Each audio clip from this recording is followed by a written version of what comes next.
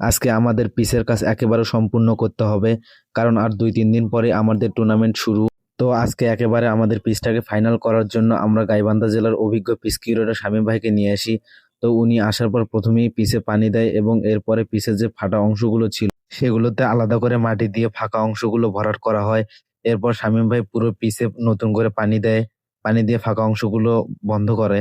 এরপর পিচের উপর পলিথিন দেওয়া হয় এবং পলিথিনের উপরও পানি দেয় এবং এই পলিথিনের উপর দিয়ে রোল করা হয়, যার ফলে কিন্তু আমাদের পিচটা আগের চেয়ে অনেক বেশি সমান হয়েছে।